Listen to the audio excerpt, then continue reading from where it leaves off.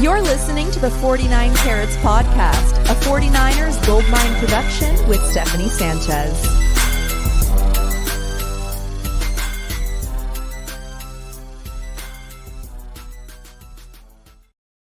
What's going on, everyone? Welcome to another edition of the 49 Carats Podcast. I'm your host, Steph. It is Monday, March 17th.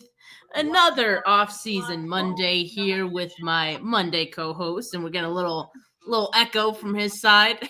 Weston, how you doing, man? It's wonderful technology is just my kids are trying to go to bed, so one door swung open, then all of a sudden a video started playing in the background. But happy St. Patrick's Day. Hope everybody got their fix on corned beef and cabbage. We can have a whole nother show on how cabbage is for rabbits, but corned beef is delicious. But hey, happy St. Pat's Day.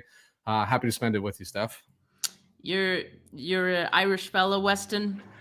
I am. So we did it like a week and a half ago with my wife's family. They're big in celebrating the Irish traditions. I'm like Irish and Italian, and just growing up, we always leaned more towards the Italian traditions than anything Irish. Yeah. So I don't know. I'm going to be 42. I would say, half of the St. Patrick days of my life, maybe I've had corned beef. The other half, we just keep it moving. And a beer, of course. Yeah, well, I mean, everybody's Irish. If you've seen Boondock Saints, everybody's honorary, Irish on St. Patrick's Day. Yeah, honorary Irish all around.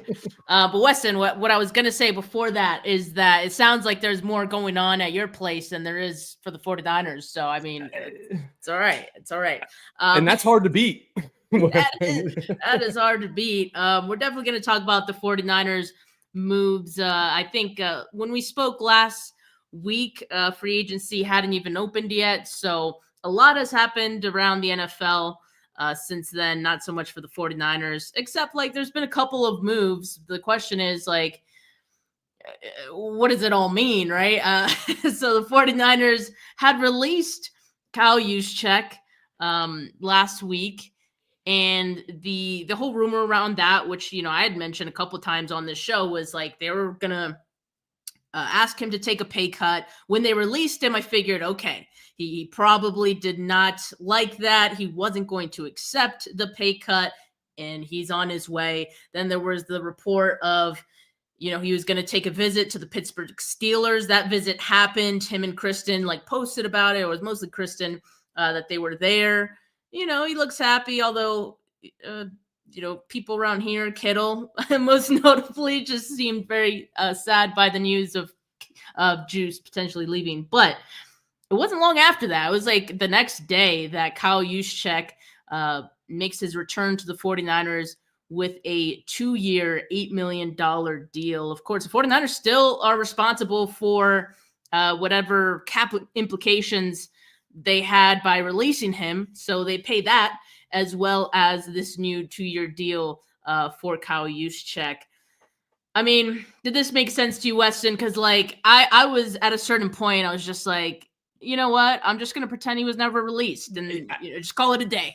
I keep it moving, right? I mean, I think that's where I'm at with this right now. I think I'm just confused in the logic behind the process. I'm sure there's an equation behind the scenes that myself, you, maybe others aren't aware of, that maybe fiscally this made sense. I think they try to do, here's what I really believe, is they went to Kyle again and were like, need you to take a pay cut. Here's what we're willing to offer. And he probably was like, I'm going to see what else is out there. And they, okay. And then he came back and the market wasn't as hot maybe, or didn't want to move his entire life to Pittsburgh and was just like, you know what, that looks a lot more appealing. I'll take it. And I think the 49ers are glad to bring him back. He is that, Swiss Army knife. I think where I'm more why I'm excited about him coming back is to everything you just said. There was clearly some staples of this team that were sad to see him go, and equally as excited to see him return. Good. We need something to be excited about, right? This offseason's been a little wonky. But I also feel like we've been spending so much time talking about how Kyle's losing roster control and other decision makers are coming in.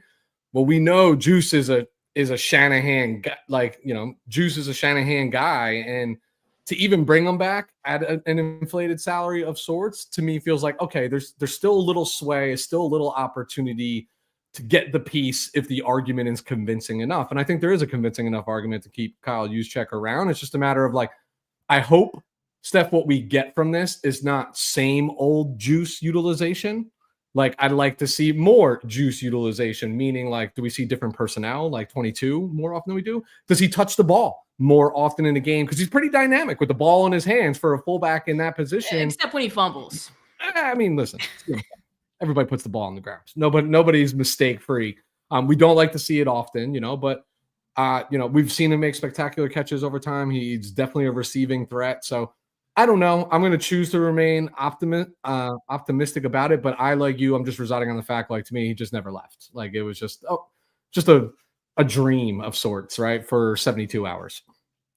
Yeah. It just, like I said, it just makes more sense to not even think too hard about it and just pretend the whole thing didn't happen. I was thinking this too, as Benali says in the comments, you can test the market without being released, though. That's the part I don't get.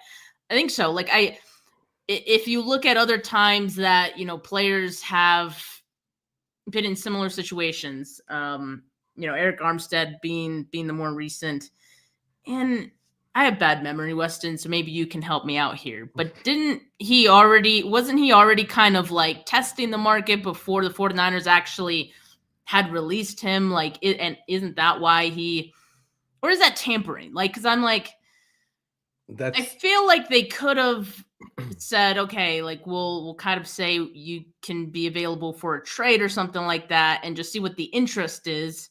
If we don't get a trade partner, but you still feel like there's something out there, then we can release you. I don't know. I don't know all the conversations that happened. Maybe that is something that took place. Not sure. And maybe he just realized he wanted to be back at the end of it. By the way, the report was that the Steelers offered him more than what the 49ers did. A lot of people were mentioning that, although, if the 49ers had, like, this was obviously, I'm just very confused by the whole thing. Again, like, sure. I feel like my head is spinning in circles, and that's why I don't like to even think about it, because I'm like, I just land at the same thing. It's like, okay, he's back. Who cares about the small details? I think if you want to play the mental gymnastics, you can look at it from the lens of, like, maybe the 49ers just wanted to prove that they meant business. Like, this is our offer, and you said no to it at first. Like, okay. Action consequence, right? Like, cut the player. And I think I'm connecting like dots that are so far apart, but I'm trying to help everybody out in the understanding or the interpretation, or at least the way I'm choosing to visualize it, is more like, hey, we mean business. We're going to do this. Oh, you came back. Okay. This was an offer that we were comfortable with. But I think it is evident that they are sticking to the message that we received 3 weeks ago, right? That is, this is what we are doing. And I think that was part of it. And I think they wanted to show that, like, no player is untouched. Even the longest tenured 49er of this regime is touchable. You know what I mean? Yeah. And as Benali points out, yes, like, similar to what the Rams did, Stafford tested the market, decided, hey, like, I'm actually not really interested in all these other options. I'm coming back. So yeah, it could happen. I think the trick to that, I think, is the team has to say, like, we're shopping this player, or like we're letting him explore trades, which, was never reported for Juice. So I think that's the difference here. And then, what Stovey 4 is saying in the comments is roster politics is what happened. He seems to think, Kittle maybe pulled some strings. And it wouldn't shock me, to be honest. I mean, you're talking about Kittle, who's a big foundational piece for this team. Someone I don't think they want to part ways with, and someone who's, eligible for an extension this offseason. He could have said something to the effect of, hey, like, if you don't work something out with Juice, like, I am not coming back, which would be crazy to do for a fullback, if I'm being honest. But, that's his best friend on the team. So, I'm sure crazier things have happened in NFL locker rooms and in front offices. But yeah, I don't know. Part of me thinks that maybe some strings were pulled and there were a lot of conversations happening in the background to get this to be the end result. But again, Weston, it's like, he's back. Let's just pretend he was never off the team to begin with. Yeah. He's back, right? It is what it is. We move on. I choose to be optimistic. I hope everybody else, feels the same way. It's just like, okay, because Because think about how we all felt when Luke Farrell was originally signed and Juice was cut, right? Like we almost felt 1-1 replacement, of some sorts, or not even a replacement, an evolution of what the offense was going to look like. Far more 2 tight ends versus 2 running backs, that sort, 21 personnel versus 22 personnel. So we'll see. But I would love to see, if you're bringing him back, you can't just bring him back to be another blocker, right? You know what I mean? Like, you got to find a way to work him into the offense in a way that actually matters for this role to be significant outside, or this move to be significant outside of just like what he does for the locker room, which is a lot, right? And sure. And I do agree. I'm sure the rumblings were heard and like, oh no, we just pissed off a handful more of players that we need to, you know what I mean? Like, it might not even been a direct conversation, but heard secondhand. Whatever. He's here. We move on. Hopefully it's contribution to an evolution of the offense and Kyle taking the next step with some new players. Agreed. It definitely has to mean that he's contributing maybe more so even than he was before, because if you were thinking about releasing him before and you're talking about getting younger and all these things, then bringing him back and not giving him a larger role, in a sense, is kind of contradicting yourself with some of these moves. So he's not younger. He's not cheaper. He does not fit what we were told the moves were going to be. So make him vital. If this is your move, right? You played your hand, make him vital in the offense. All right. Well, another move that the 49ers made for a player that's younger, except it was the opposite. They let him go via trade. Jordan Mason was traded to the Minnesota Vikings. The Minnesota Vikings gave up their 2026 6th-round pick number 160, and 49ers gave up Jordan Mason and pick number 187. So basically a pick swap and a 2026 6th-round pick for Jordan Mason. So this one kind of contradicts some things too, because Jordan Mason is only 25 years old. Yep. And as I've seen everything that's happened so far with the 49ers moves this offseason, a lot of it has been towards getting younger for the defense and, getting pieces off of the team that maybe were more so for Brandon Staley, more so for, I already forgot his Nick Sorensen, those guys want to get them off, wanting to start new for Robert Saleh. I don't think there was anything wrong with Jordan Mason, but I stand by this. I've said it several times. I don't think the team was as high on Jordan Mason as the fan base was. And this tells you that. I mean, this reflects that for whatever reason. We don't really know the exact reason, but I just don't think Kyle Shanahan saw him as much of a fit in this offense. He's a great running back, and I think he's going to do wonderful things for Minnesota, playing behind Aaron Jones. That's going to be a great 1A, 1B type of situation, I think. But yeah, it just wasn't going to be the long-term thing for the 49ers. The 49ers signed him to a second-round tender this offseason, but clearly did not have any plans to extend him beyond that. So in order to keep him, it was just so they can trade him, right? Yeah. And I think that's really what it all came down to. He was former undrafted free agent. You get a pick back. I mean, usually that's good process. It's a good move. But I also seen people saying, the 49ers probably could have gotten more for Jordan Mason. I would like to think there's an opportunity to get more, considering I think he's going to go in and start in Minnesota, right? Like, Aaron Jones isn't getting any younger. I think he's going to get an opportunity. I think he's going to fit really well with what Kevin O'Connell does in that offense, and he's just a between the tackles type guy. But I agree. Like, somehow along the way, he just never sold 49ers brass that he should be given more opportunity than he's gotten. Business-wise, this makes sense to me, right? A player that you did not allocate draft capital towards allows you to move up into a new round in one draft and receive a pick back in another draft when this team is in this kind of like rebuild motion right now. But I don't like this trade at all, because I can't help what my eyes see. And my eyes see a running back that I trust a lot, that runs fit. Yes. Is he? No, he's not Christian McCaffrey, right? He's probably not even as dynamic as Isaac Guerrero is. But I just have a lot of trust in his game. It's just a bruising physical game that I said the 49ers lost their way with last year, because not having that physical offensive line and being able to put games away in a 4-minute offensive scenario, he just always fit that build for me. I know there's going to be people who tell you, oh, well, he doesn't fit Kyle's scheme as well or whatever. So why do you hang around so long? You know what I mean? Like, I'm still trying to I'm still trying to figure all of that out before. Pick him up as an undrafted free agent. But Appreciate the return. Would I've loved to have seen them get more? Yeah, of course. Right. And you're going to have, the Jeff Wilson trade to compare it to, but that was a desperate Miami Dolphin team versus where Minnesota resides right now. So I think they had the leverage. Yes, I think the 49ers had zero intention. Hey, look, at 5.2, he fits under the number this year, right? But they weren't going to go beyond that. If they were in a pinch, they know they had a guy that they can lean on a little bit. But I think the game plan was always to open it up to see if you can get anything in return now versus like maybe not even a comp pick 2 years out if you let him go next year.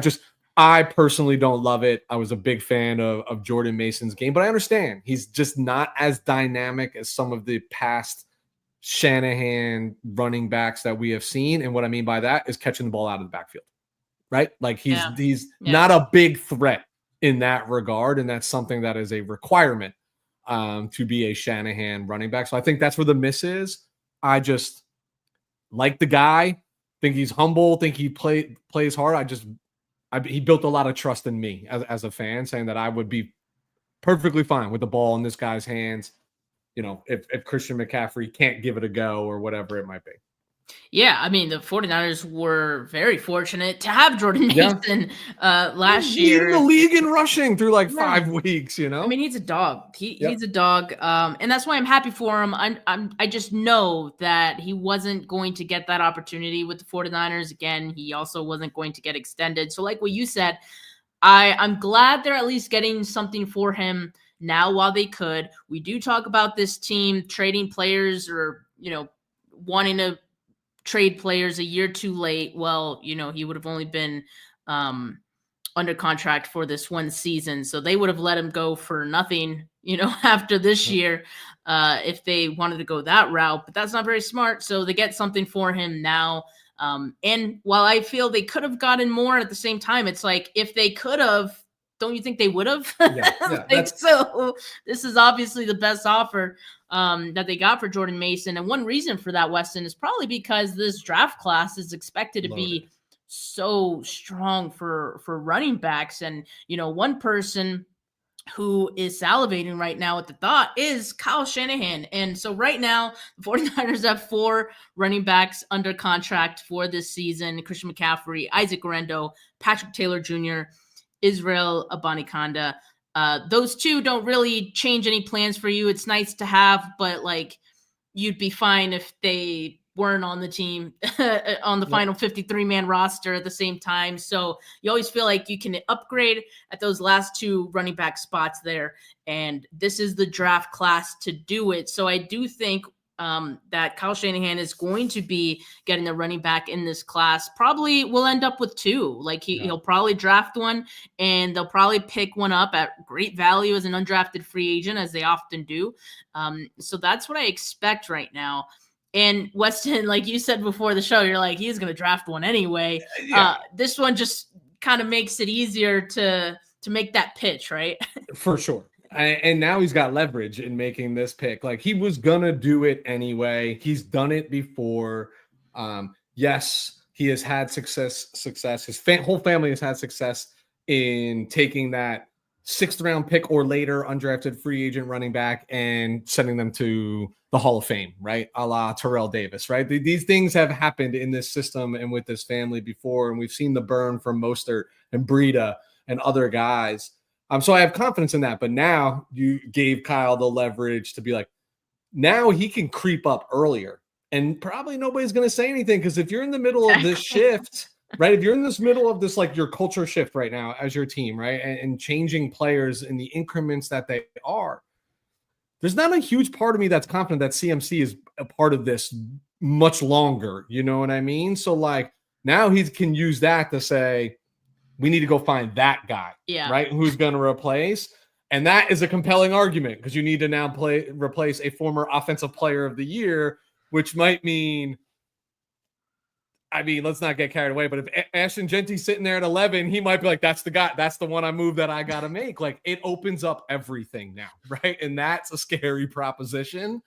But he was going to do it anyway. And he should, because there's a lot of talented guys. And I think there's a lot of guys that actually are everything that Kyle Shanahan and most coaches right now want, like dual threat type of guys that are in this draft right now that are, they're going to go high and they're going to get paid well and they're going to be productive. Like, I'm confident in this class, and I think he wants in on that action in the worst way. I do think this class offers like versatile backs that are going to be good in the pass game as well. And so, yeah, I'm sure there's already one that Kyle likes and, you know, is already on a short list of guys he would want. And that's probably, you know, what spurred the move for Jordan Mason. So yeah, I think that's probably going to happen.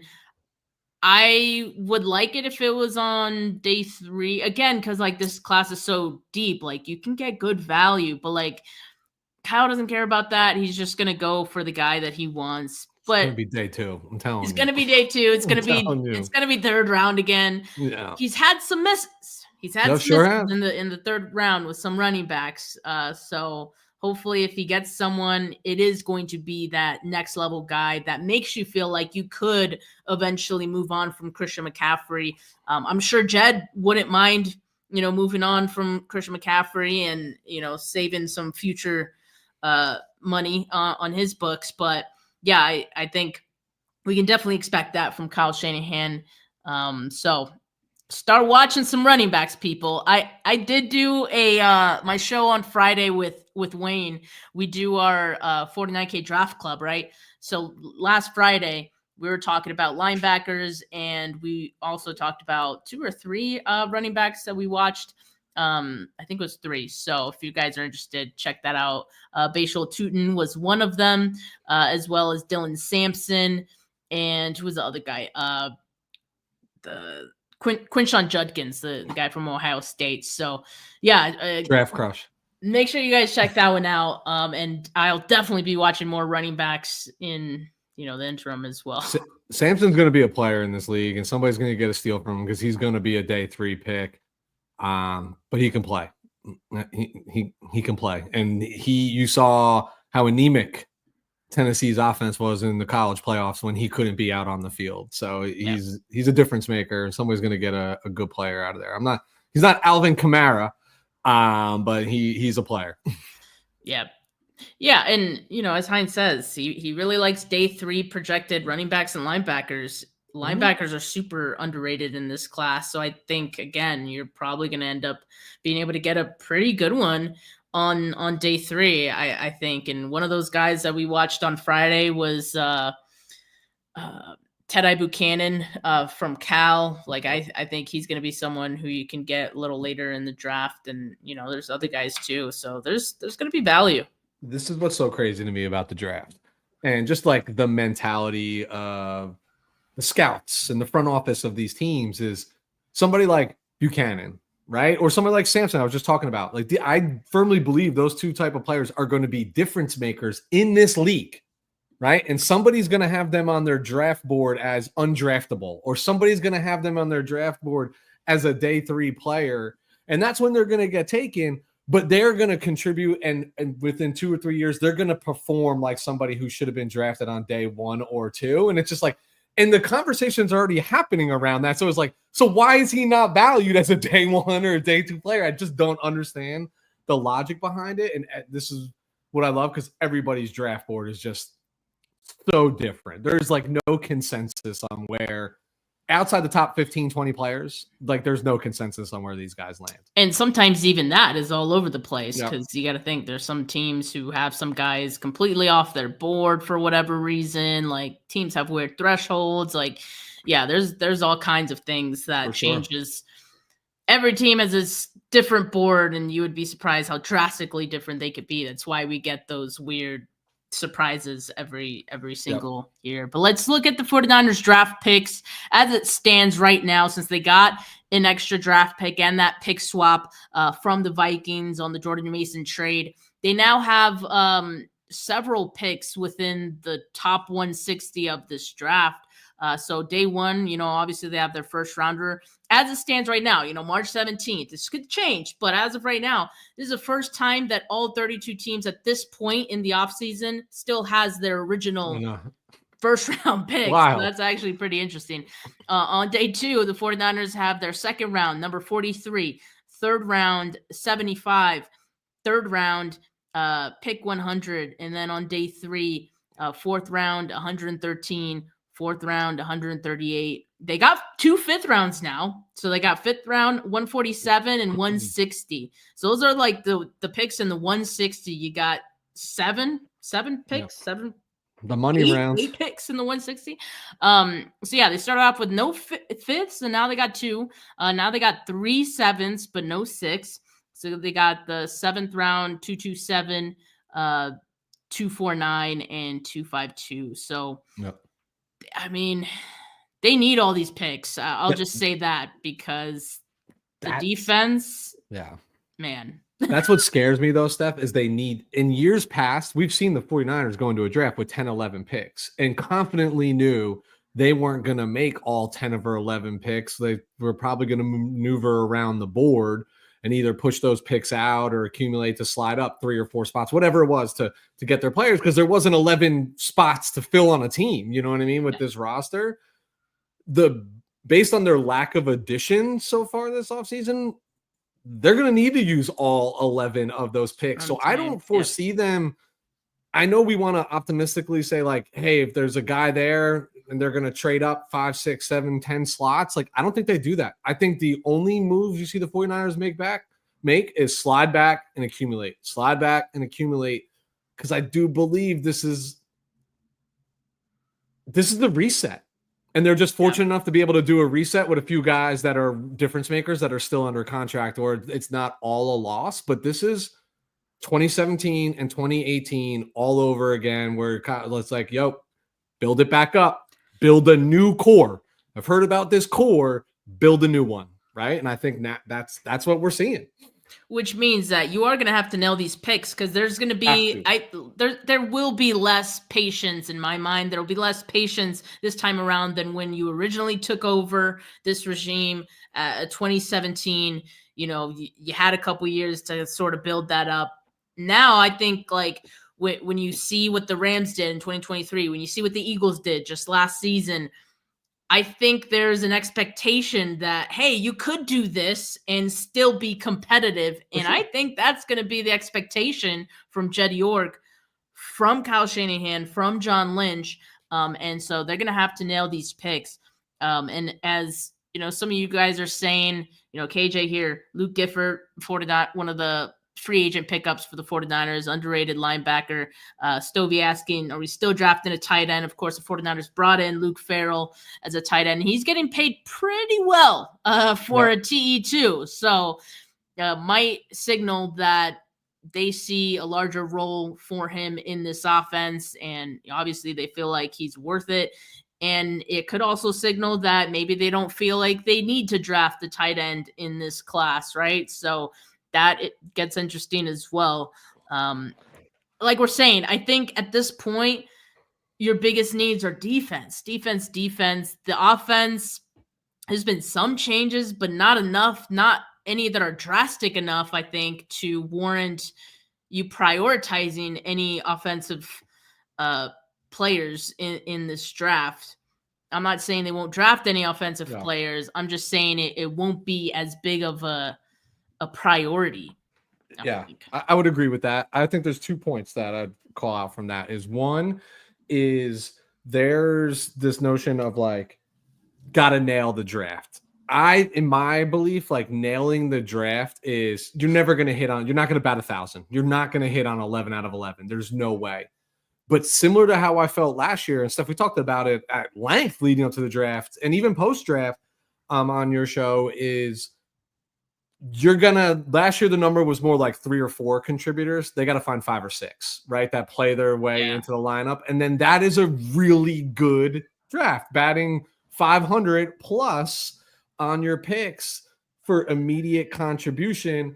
That's a big deal. The other thing about this notion about remaining competitive, if the 49ers want me to believe that, and by me, I'm probably speaking for a bulk of our fan base as well. If they want us to believe that this team has a chance to be competitive while rebuilding or retooling, I don't think they're going to scare anybody. I just think they can compete. I think there's still enough talent there. Have to figure out the quarterback and need to do it now. Like that. Otherwise, I don't believe it. I don't believe it. You can't have instability at the most important position of all professional sports. Like, you know what I mean? Like, and expect me to think you're going to go in and actually compete, like it's got to be figured out. You're not going to have instability. They brought in Mac Jones. I mean, that's to ensure that there won't be any instability should Brock Purdy hold out, right? Or it could be there to discourage Brock Purdy to hold out, What if like we all know Kyle's tight with Belichick? Right? That's not a hidden secret that Shanahan and Belichick have a good relationship. They've tried to work out deals and things in the past. What if like Kyle just called Bill and was like, dude, you got to I saw him leading it, but you got a firsthand look at him. What if like Belichick sold Mac Jones to Kyle Shanahan and he wanted to take a shot at this? This is wild. I don't understand. But no, I'm pretty sure there's like isn't there something in Bill's contract or something that says like he can't leave? There's something there that they think he cares. He's patrolling around with his 24-year-old little cutie. That dude is living the life. She goes to UNC, so she's a student. That's how she got in. She's enrolled because he's not leaving. She knows the coach. He's not leaving. So, but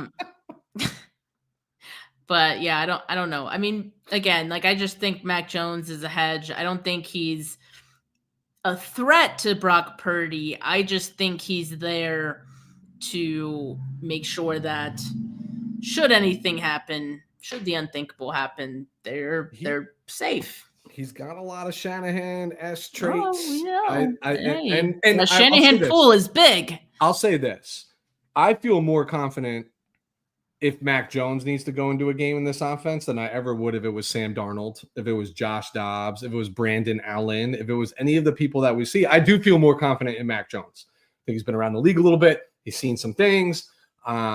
He has a skill set that Shanahan covets, can thread the ball over the middle. He's a smart, by all accounts, he's an intelligent processor of the game. But what I mean processing this, or getting this done, they just need to stop kicking the can down the road. And I think they just need to make that commitment. They just have to, you know what I mean? Yes, but you quit playing with fire.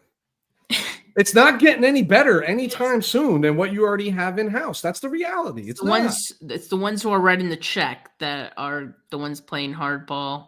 But they're acting like they've never watched a freaking football game before. Jed York, you grew up in the goddamn building. Your uncle built this thing that we love and covet so much. You know how important this is. Quit. It's your platform. I will refrain from using language. Just knock it off, dude. Knock it off. Knock it off. Yeah. Just knock it off. I'm going to talk to him like I talk to my 2-year-old. Knock it off, dude. Look, yeah. But the reason that I'm not surprised by any of this, I agree with you, Weston. It's like if you know that he's your guy, you just pay him. There's a part of me that thinks they don't know if he's the guy, which is why they have this hesitancy. And that hesitancy is going to turn into them playing hardball with Brock. And just like other negotiations, they're going to draw a hard line. And if Brock and his representation want to play chicken with the 49ers, they can go that route. But I think the 49ers are going to feel like they have options in this as well, and they have leverage, and maybe that makes Brock Purdy accept this deal sooner.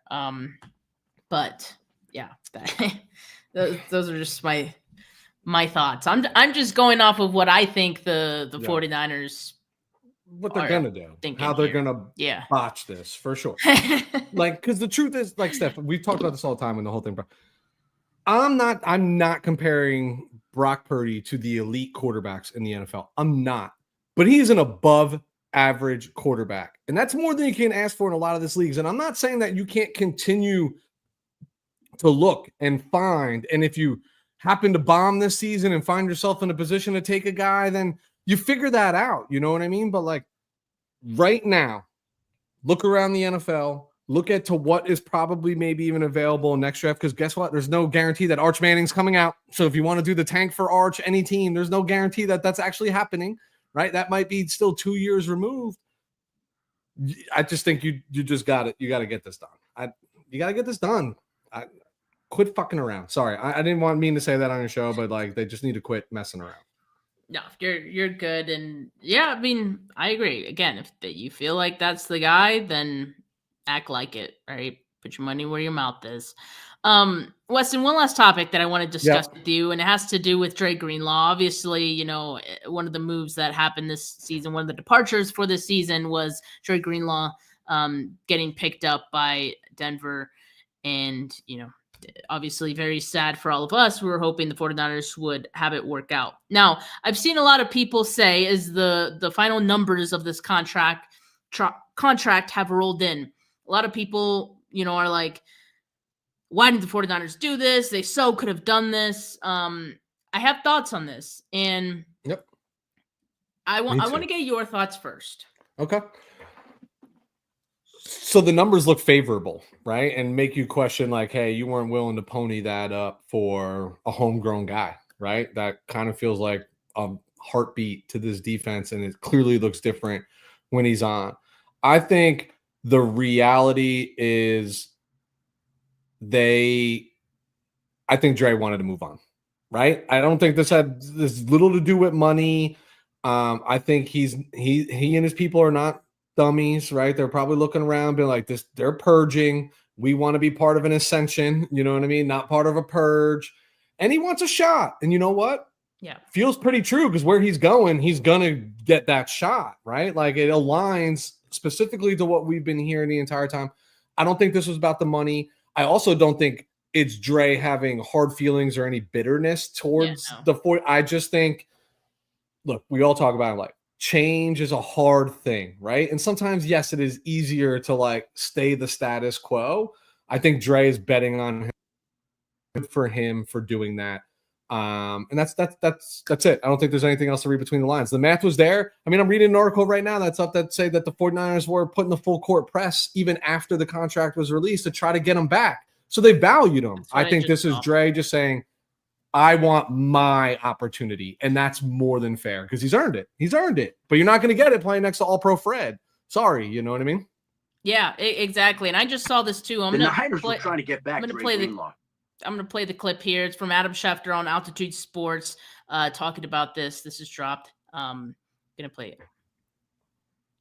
The Niners were trying to get back Dre Greenlaw, even after Denver had an agreement done with him. You know, they were pushing to get that done. And they were trying to flip his decision in this world that we live in where, you know, people commit and there are agreements. And the Niners tried to flip Dre Greenlaw back to San Francisco. And I think they were pretty persuasive, but not persuasive enough. And I think Dre Greenlaw stood his ground and kind of stayed with Denver. And Hufanga, you know, when he's been healthy, has been unbelievable. He's been a missile. He's been incredible. And Evan Ingram, same thing, like, you know, these guys all have had some kind of injury issues. And there's a reason that guys get to free agency to begin with. There's a reason for that. And in San Francisco, they were struggling to pay everybody. So that's part of it. The Niners were trying to get back Dre Greenlaw, even after Denver had an agreement. I don't agree with that last part. The 49ers are struggling to pay everyone. They have plenty of cap space choosing not to make this move.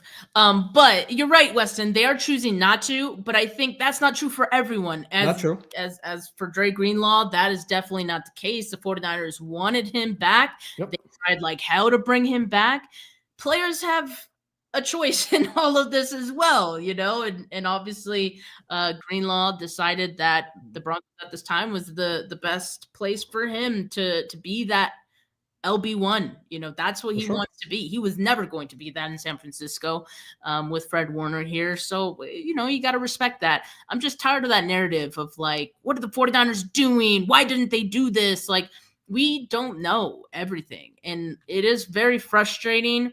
But like when you part ways with a lot of players and from an outsider's perspective, everyone's asking, well, what are they doing? They're rebuilding, they're tearing it all down. Free agents aren't going to want to be a part of that. That's just what it is. For sure. Like, so I think we're seeing that play out as well. I don't think it's for a lack of effort every time. I don't think it's for a lack of wanting to pay more. In some cases, I wouldn't even be surprised if the 49ers did offer more for some of these guys and they ultimately just end up, signing with another team. That was the case for, who was it? I think it was Josh Uche, one of the edge guys who ended up signing with the Eagles. Shane Stern on Twitter, who, he has some tidbits here and there. He did say the 49ers were in on him. He just picked the Eagles. I have to imagine it might have been the same thing with Azeez Ojulari. Like, we just saw him go to the Eagles, right? If you had a chance to go to a team and maybe make a little less money, you got to factor in the taxes too. Maybe make a little less money with a team who just won a Super Bowl, who's has a lot of ascending players on that defense. They're going to be good for a long time. Or a team like the 49ers who, kind of they're on a downhill right now a little bit. And there's a lot of unknowns for that team right now. Which team are you going to choose? For sure. When the money aligns and it's apples to apples, you're going to choose the ascending team every time. I think those who really do value winning equally to, and I think a lot of these guys, somebody like Dre Greenlaw, 5th round draft pick, carried a lot. He'll tell you that he thought he was better than that. Right. They have the chip on the shoulder. They just want a chance. I think that's all we all want as like people, right? It's just like a chance to prove ourselves. And I'm sure he was, I'm sure the 49ers counters and persuasion tactics were rather persuasive, right? And I'm sure they were really intriguing to him. But I think, at the end of the day, what did the cool kid say? He stood on his business and said, I agreed to this agreement. I'm a man. I'm going to back my word. And that's where I'm going to go. Yeah. It's really as simple as that sometimes. And yeah, I think that's a good spot to end today's show. Weston, not too much to talk about, but that's just where we are in 49ers free agency this time around. But as the draft nears, there's going to be some exciting stuff. Speaking of 49ers draft sheet, my draft tracker is still out there for you guys to enjoy and see who the 49ers are interested in or have met with at any point during this draft process. Again, I put anything that's been reported in there. You can find it on bit.ly, 49ers draft tracker 2025, if you guys are interested in that. Right now it's pro day season, so I'm tracking where the 49ers are for pro days, which scouts are there and which ones are attending. Today was interesting because at UCLA, they had the director of scouting and football ops, Josh Williams. You recall, he was, getting courted by, who was it? The Jags for their GM spot.